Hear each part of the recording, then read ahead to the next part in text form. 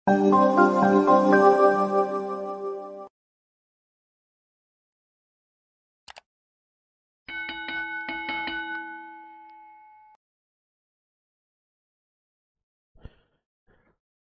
ketemu lagi di Rizky ST Ngajar. Oke, langsung saja bahas soalnya. Berikut ini yang termasuk perilaku yang sesuai dengan sistem nilai Pancasila adalah A. Mempengaruhi masyarakat untuk mengikuti golongan tertentu. B. Bersekolah di universitas ternama mancanegara.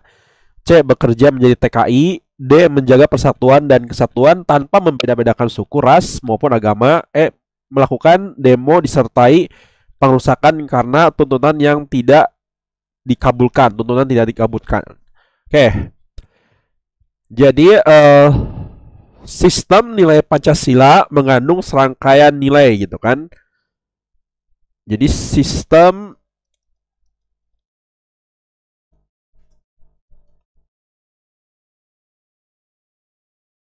nilai Pancasila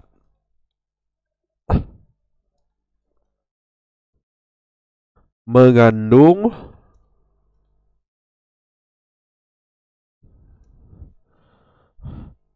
serangkaian nilai gitu ya.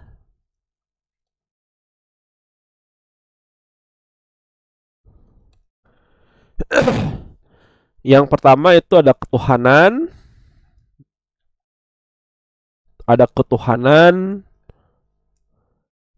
kemanusiaan,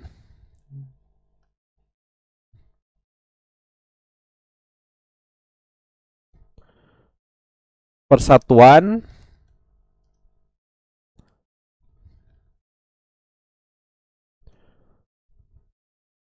kerakyatan,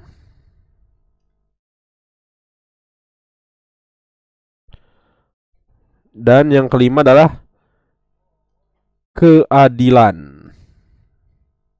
Nah, kelima nilai sila ini merupakan satu kesatuan utuh gitu ya.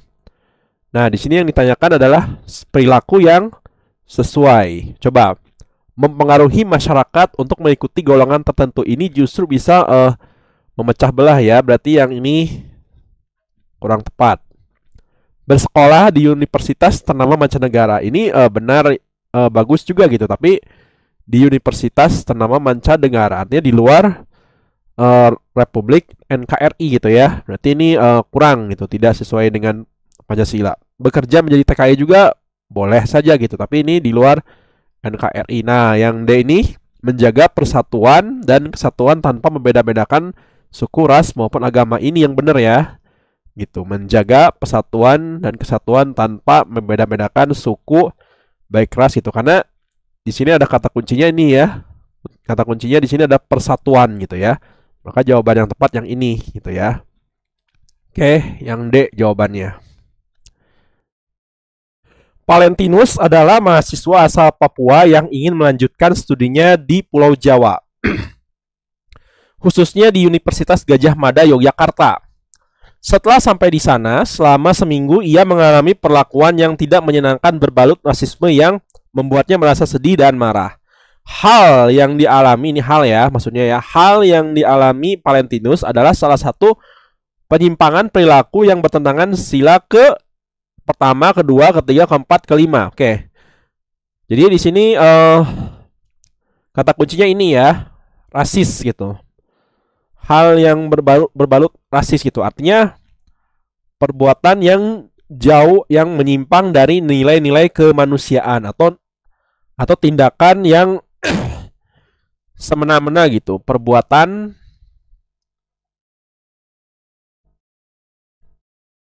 yang semena-mena gitu ya. Nah, ini jelas ya kan? Perbuatan yang semena-mena ini sangat bertentangan dengan sila ke dua ya. Kemanusiaan, adil, dan beradab. Jadi pilihannya yang B. Oke, yang B.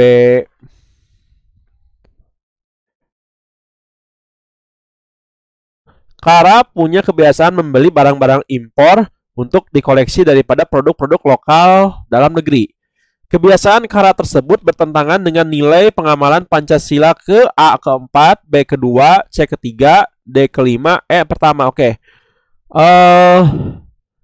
Di sini kan si kara ini kan lebih sering membeli barang-barang produk impor gitu. Artinya produk impor itu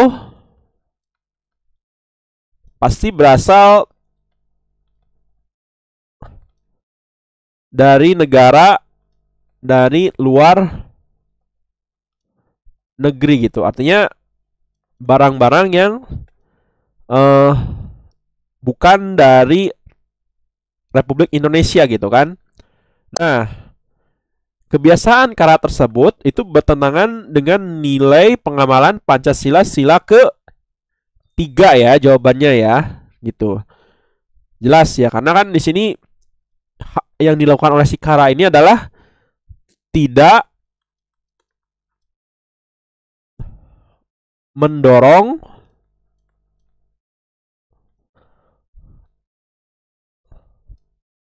rasa cinta tanah air ya. Nah gitu, artinya lebih sering membeli produk dari luar negeri gitu daripada produk dalam negeri ya. Jadi kalau ingat aja, kalau sila ketiga itu pasti tentang menjaga negara gitu kan, menjaga NKRI kalau bahasa gampangnya gitu ya. Menjaga NKRI dan menjaga persatuan dan kesatuan gitu ya. Menjaga persatuan dan kesatuan gitu ya. Oke, jadi jawabannya yang C. Salah satu faktor pembentuk nasionalisme di Indonesia adalah tekad dan keinginan untuk bersatu di kalangan bangsa Indonesia. Hal ini dinyatakan dalam A. UUD 1945, B. Pembukaan UUD 1945, C. Proklamasi, D. Ideologi negara, E. Sumpah Pemuda. Jadi, tekad dan keinginan untuk bersatu di kalangan bangsa Indonesia itu dinyatakan dalam Kongres Pemuda II ya. Jadi dinyatakan dalam Kongres Pemuda II gitu ya. Nah, apa saja hasil dari pelaksanaan Kongres Pemuda kedua itu? Yang pertama adalah kami putra dan putri Indonesia mengaku bertumpah darah yang satu gitu. Bertumpah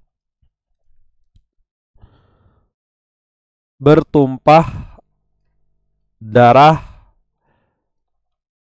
yang satu gitu ya. Terus yang kedua, kami putra dan putri Indonesia mengaku berbangsa yang satu atau bangsa Indonesia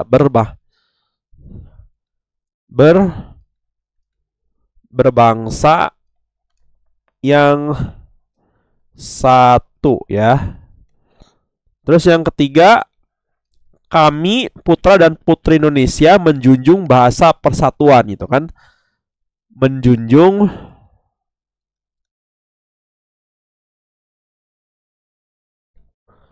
bahasa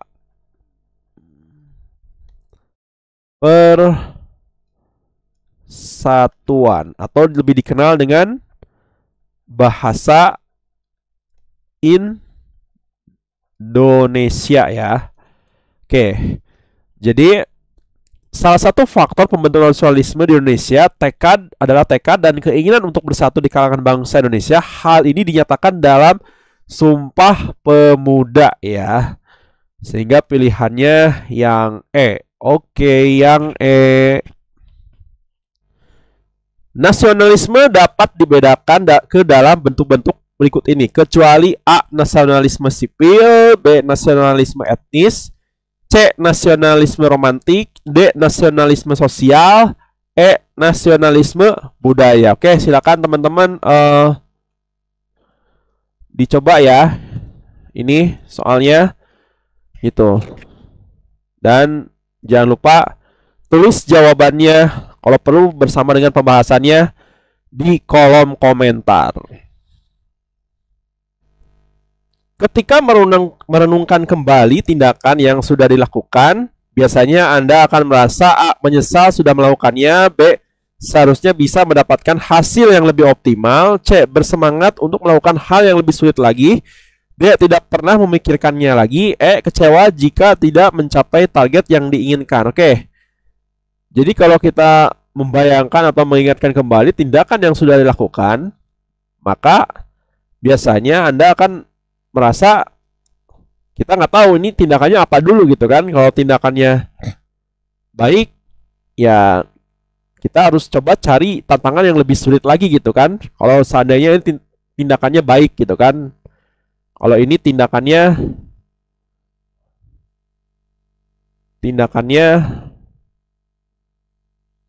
baik gitu ya. Tapi kalau buruk, menyesal boleh gitu ya kan. Kalau misalkan tindakannya buruk itu, maka menyesal boleh gitu kan. Menyesal tapi cukup saja gitu, tidak boleh berlebih-lebihan gitu ya. Itu tidak boleh berlebih-lebihan dalam penyesalannya gitu. Coba yang A ini menyesal sudah melakukannya. Menyesal boleh tapi tidak terus-menerus gitu ya. Coba, seharusnya bisa mendapatkan hasil yang lebih optimal. Ini kesannya kurang puas gitu ya. Gitu, mendapatkan hasil yang lebih optimal gitu. C. Bersemangat untuk melakukan hal yang lebih solid lagi. Wah, ini berarti ini poin yang paling bagus ya. Berarti ini yang C ini poinnya adalah 5 ya. Coba yang D ini. Tidak pernah memikirkannya lagi gitu. Tidak pernah memikirkannya lagi. Ini nggak baik juga, nggak boleh ya gitu.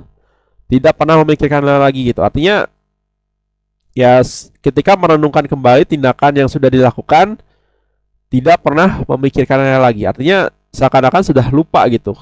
Baik tindakan yang buruk ataupun tindakan yang baik gitu ya. Kalau buruk boleh saja sih gitu kan, tidak pernah memikirkan lagi, tapi harus dipikirkan lagi gitu kan, supaya tidak terjadi kesalahan yang serupa gitu ya. Coba, kecewa tidak jika tidak mencapai target yang diinginkan. Di sini ada kata jika gitu. Artinya kalau jika itu kan belum terjadi gitu kan. Kecewa jika tidak mencapai target yang diinginkan. Berarti yang poinnya paling kecil yang A ini ya, menyesal sudah melakukannya. Ini harusnya poinnya 1 gitu ya. Coba, seharusnya bisa mendapatkan hasil yang lebih optimal. Ini bagus ya gitu, ada optimisnya. Tapi kan yang C ini lebih bagus gitu kan. Yang C ini lebih bagus daripada yang B ini. Berarti ini poinnya 4 gitu kan. Yang D ini poinnya 2. Dan yang E ini poinnya 3. Nah, seperti ini ya penilaian poinnya. Oke. Ketika sedang mengerjakan tugas kantor komputer di rumah, saya tiba-tiba mengalami kerusakan. Padahal tugas tersebut harus saya sampaikan pada atasan keesokan harinya. Sikap saya adalah A. Mendiamkannya saja. Oh, bisa dijadikan untuk tidak mengerjakan tugas. B. Langsung tidur dan memikirkannya esok hari. C. Marah-marah dan menyalahkan keadaan. D. Mencoba memperbaikinya terlebih dahulu. Jika tidak bisa, baru akan memanggil teknisi. E. Segera mencari rental komputer terdekat dan mulai mengerjakan tugas tersebut. Oke. Jadi ketika ada tugas gitu kan, katakanlah tugasnya deadline gitu ya. Gitu. Jadi tugasnya itu deadline istilahnya ya. Nah, masih ada ceritanya ini masih ada tugas lagi semalaman. Nah, tiba-tiba pada saat mengerjakan tugas, komputer di rumah mati. Nah, sikap saya harus menghadapi hal ini. Coba yang A ini, mendiamkannya saja, toh bisa dijadikan untuk tidak mengerjakan tugas. Ini poinnya paling kecil ya. Karena ini kesannya tidak ada usaha gitu. Artinya eh kesannya tidak ada usaha lah istilahnya pokoknya ya. Gitu. Coba B. Langsung tidur dan memikirkannya esok hari. Kita simpan dulu yang C ini, marah-marah dan menyalahkan keadaan. Ini juga poinnya paling kecil ya. Ini poinnya 2 ya gitu. Artinya masa lagi ngerjain tugas tiba-tiba marah-marah nggak jelas gitu. Ini juga masih kesannya tidak ada usaha. Tapi ini yang C ini lebih baik daripada yang B ini ya, Mas yang coba mencoba memperbaikinya terlebih dahulu. Jika tidak bisa, baru akan memanggil teknisi. Coba yang E. Segera mencari rental komputer terdekat dan mulai mengerjakan tugas tersebut. Nah, ini bagus poinnya gitu. Artinya kan sudah tahu tugasnya besok dikumpulin gitu. Ya cari ya kita lah, ada usaha sedikit lah gitu ya. Gitu minimal cari rental komputer atau warnet gitu kan, dan lalu selesaikan sisa-sisa atau tugas tersebut gitu ya. Gitu. Jadi yang E ini poinnya paling tinggi. Coba yang D. Mencoba memperbaikinya terlebih dahulu, jika tidak baru akan memanggil teknisi. Ini bagus juga ya. Gitu ada sedikit usaha memperbaikinya terlebih dahulu. Jika tidak baru akan memanggil teknisi. Tapi yang dibandingkan sama yang ini jelas ya, ini artinya usahanya jelas gitu. Berarti yang D ini poinnya 4 ya. Yang B ini poinnya 3. Oke, seperti ini penilaian poinnya. Saya memiliki janji bertemu dengan seorang klien. Namun setelah menunggu beberapa waktu, janji tersebut harus batal karena klien tersebut tidak memberi kabar sama sekali. Sikap saya A. Meminta penjelasan atas ketidakdatangannya. B. Menjadwalkan ulang janji pertemuan tersebut. C. Marah dan membatalkan semua kerjasama dengan klien tersebut. D. Membalas dengan tidak hadir pada pertemuan berikutnya. E. Menolak penjadwalan ulang janji temu dengannya. Oke. Jadi ketika kamu berjanji dengan bertemu dengan seorang klien, gitu kan? Seorang klien ini, nah tiba-tiba si klien tersebut tidak ada kabar gitu, tidak hadir tanpa kabar yang jelas gitu istilahnya ya. Si klien tersebut tidak hadir tanpa kabar yang jelas gitu. Kenapa bisa tidak hadir? Mungkin aja si klien tersebut kan handphonenya rusak atau nggak punya kuota dan lain sebagainya, atau mungkin ada acara mendadak gitu kan. Ada kejadian-kejadian yang terduga-duga gitu kan. Gitu. Maka mau nggak mau kita harus membicarakannya baik-baik gitu. Kenapa tidak hadir gitu. Jadi di sini adalah meminta penjelasannya baik-baik gitu kan. Membicarakannya baik-baik gitu. Membicarakan atau meminta klarifikasi gitu ya. Istilahnya kenapa meminta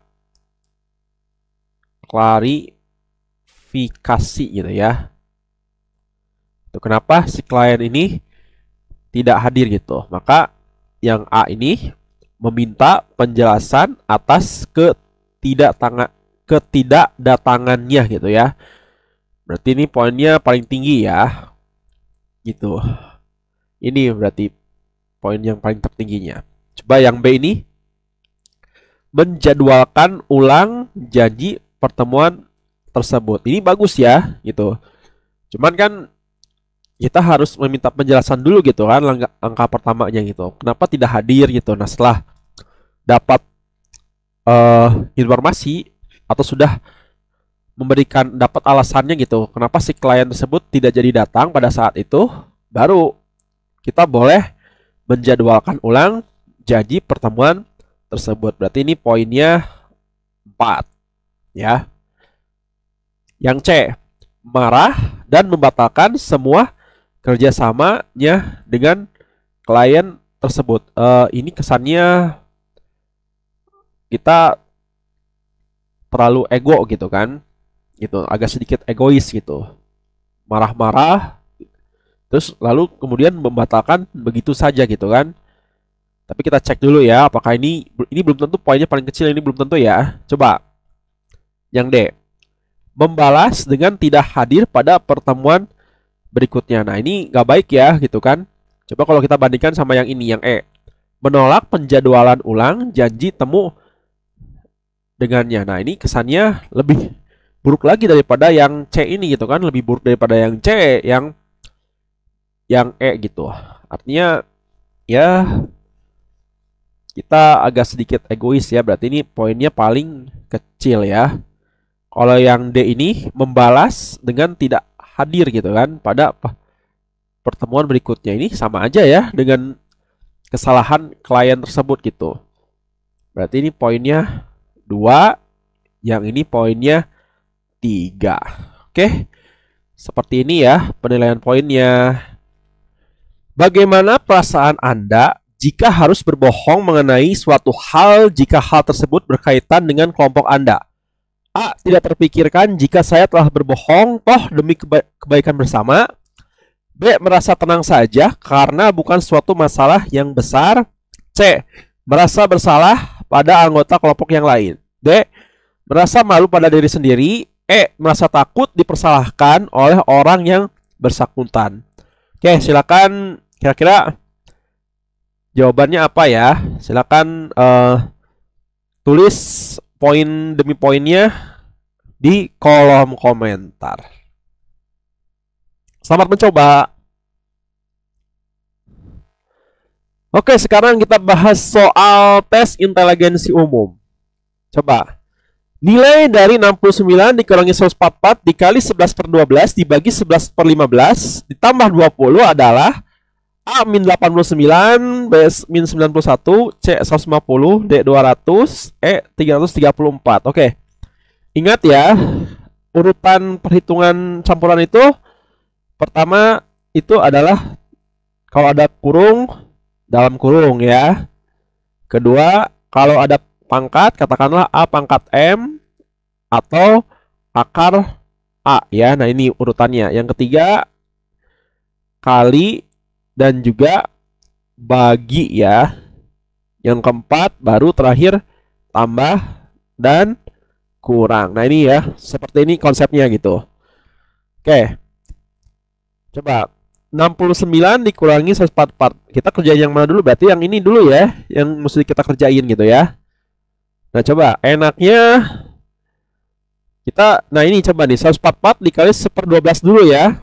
Ini bisa kita coret, sebelah sini juga bisa kita coret gitu. Atau boleh aja kan jadi kayak gini nih.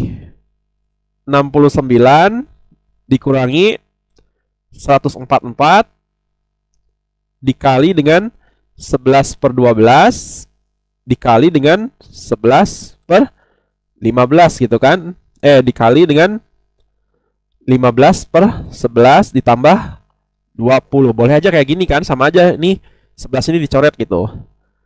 Ya. Berarti ini 144 dengan 12 habis gitu kan. Ini 12 tinggal tersisa 15 gitu ya. Oke. Jadi 69 dikurangi dengan 12 dikali dengan 15 ditambah dengan 20 gitu ya. Nah, kita hitung dulu yang ini ya, yang perkalian dulu gitu. Karena perkalian lebih kuat, kecuali kalau misalkan gini. Kecuali kalau tulisnya gini. 69 ada kurung di sini. 15 kali 15 ditambah 20. Nah, ini baru kerjakan dulu yang dalam kurung ini gitu ya. gitu. Jadi kita kerjakan dulu yang perkalian dulu. Coba 12 kali 15. 2 kali 5 aja 0. Nah, cara cepatnya gini aja. Ambil salah satu ujung angka ini, kemudian tambahkan dengan 15 gitu. Misalkan, atau boleh juga gini. Ambil 5 gitu kan, lalu tambahin dengan 12. 12 tambah 5 berapa? 7 kan. 2 kali 5 tadi kan 10 karena tadi nyimpen 1. 17 tambah 1 berapa? 18. Jadi 180 min 69 dikurangi 180 ditambah 20. Kita hitung dulu ininya ya. Gitu ya. Min 180 ditambah 20. Utangnya 180 dibayar 20, berarti hasilnya min 160 ya. Nah, pasti ini hasilnya antara A dan B ya. Yang ini sudah pasti salah. Yang C, D, E udah pasti salah. Coba 69 dikurangi 160 atau dibalik aja. 160 dikurangi 69. 10 kurangi 9 kan 1. Oh, berarti yang ini jawabannya ya. Gitu. Jadi tidak usah dihitung sampai selesai gitu. Kalau dihitung sampai selesai nggak apa-apa. Coba 10 kurangi 9 1. 5 ini berkurang 1 5 gitu kan, jadi 15 kurangi 6 9 1. Karena di sini kecil ketemu besar, maka hasilnya min 9 1. Pilihannya yang B ya. Oke, yang B. Hasil operasi 3/4 dikali 2 dikurangi 5,25 dibagi 3,5 adalah A 0,350, B 1,625, C 3,450, D 5,0 atau 5 saja ini, E 5,280. Oke. Ini bisa kita buat kepecahan utuh ya. Caranya gini. Kan katakanlah ada A M per N gitu ya. Caranya gini. A tambah A kali N ditambah dengan M gitu ya. A dikali N tambah M gitu. Coba 3 kali 4 kan 12 tambah 1 jadi 13 per 4 dikali 2 dikurangi dengan, nah ini coba lihat 5,25 itu kan sama aja dengan 5/4. Kalau kita bulatkan secara utuh itu sama dengan 5 kali 4 kan 20 tambah 1 berarti 21/4 ya. Nah 3,5 itu 3 kali 2 kalau dibuat dalam pecahan penuh 3 kali 2 6 tambah 1 berarti 7. Ini jadi 7/2 ya. Karena ini dibagi maka boleh jadi perkalian gitu kan. Perkalian tapi ini dibalik gitu. Jadi 2/7 ya. Udah kita hitung deh. 4 dengan 2 coret habis, 4 dengan 2 coret habis gitu ya. Tinggal 13/2 kan 4 bagi 2 2 ya. Dikurangi dengan 21 per ini kan 2. 2 kali 7 14. Enaknya coba lihat 21 dengan 14. 14 ini bisa nggak jadi 2? Kalau supaya jadi 2 kan dibagi 7 ya. Nah 21 dengan syarat 21 juga harus bisa dibagi 7. Kebetulan nih 21 dengan 14 sama-sama dibagi 7 gitu. 21 bagi 7 berapa? 3/2 ya. Jadi 13 kurangi 3 gitu sama dengan 10/2. 10 bagi 2 sama dengan 5 ya. Atau pilihannya yang ini ya, yang D nih. 5,000 gitu ya. Atau sama aja dengan 5 saja gitu. Oke, pilihan yang tepat adalah yang D.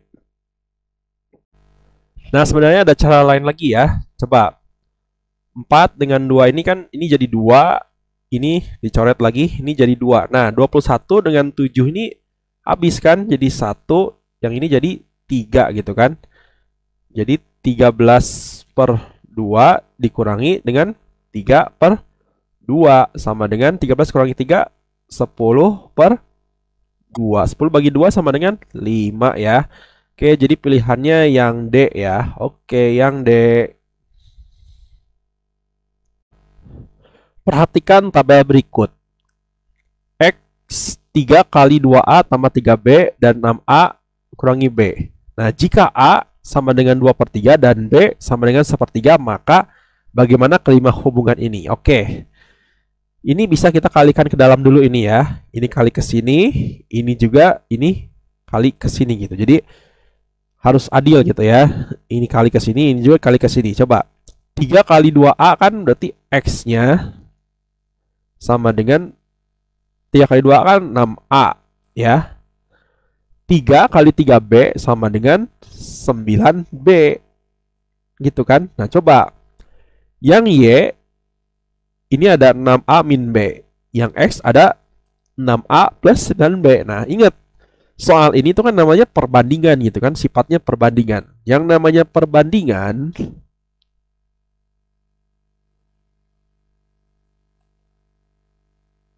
itu tujuannya adalah cari yang beda ya. Nah, coba ini kan sama-sama ada 6A nih. Ngapain kita bandingin 6A gitu kan, banding yang sama gitu kan? Berarti ini anggap saja tidak ada gitu ya, 6A itu. Berarti kan kita mau membandingkan yang ini nih, yang 9B dengan yang min B. Coba. Yang B-nya kan diketahui 1/3 gitu kan. Berarti X-nya hitung aja 9 kali 1/3 sehingga X-nya sama dengan 3. Artinya X-nya ini bilangannya positif. Sedangkan yang Y ini bilangannya negatif ya. Nah, coba kita cocokkan dengan pilihan jawaban. Yang A ini. Min 1/3 X kurang dari min 2/3 Y. Coba kalau kita hitung X-nya. X-nya kan tadi sama dengan 3, ya kan? Berarti min 1/3 dikali 3. Nah, ingat, yang namanya perkalian negatif dikali dengan positif, itu pasti hasilnya negatif, ya kan? Coba kalau kita hitung yang ini, yang Y ini. Min 2/3 dikali dengan B, min B. Min B-nya kan tadi min 1/3 kan? Ini sama aja dengan min 1/3 dikali dengan min 1/3. Hasilnya positif gitu. Jadi kita nggak perlu hitung secara detail ya. Gitu. Artinya di sini udah kelihatan. Yang A ini berarti jawabannya benar. Ya kan? Kalau sudah ketemu jawaban yang benar, sudah. Kita nggak perlu cari jawaban yang B, C, dan D gitu. B, C, D, dan E gitu ya. Itu artinya kita sudah coba gitu kan. Ini kan negatif dikali yang X-nya itu kan negatif. Ketemu positif, hasilnya negatif. Sedangkan yang Y-nya negatif dikali dengan sama-sama negatif, hasilnya positif gitu. Positif itu selalu lebih kuat atau lebih besar daripada negatif ya. Jadi jawabannya sudah pasti yang A ya.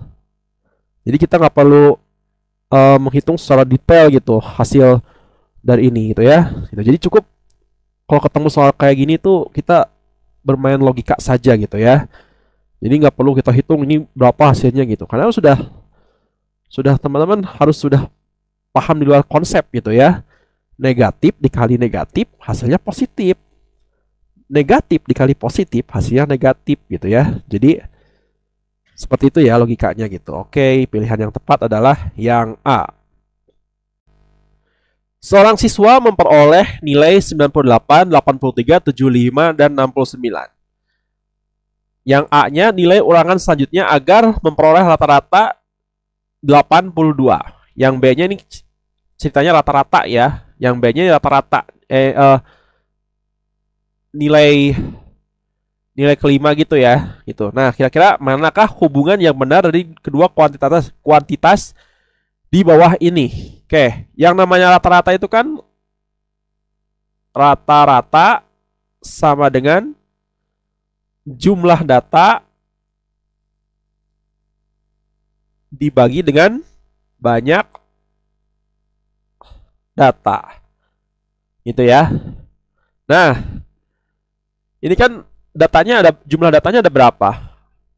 Harusnya ada 5 ya kan? 1, 2, 3, 4 gitu. Berarti kita tulis gini. 98 ditambah 83 ditambah dengan 75 ditambah 69 ditambah satu lagi P gitu ya, misalkan dibagi dengan 1, 2, 3, 4, 5 5. Hasilnya di sini 82. Nah, kira-kira P-nya berapa ya? Silakan teman-teman hitung ya dengan versi cara kalian. Oke, sampai di sini dulu videonya dan jangan lupa subscribe dan sampai ketemu lagi di video saya selanjutnya. Bye bye.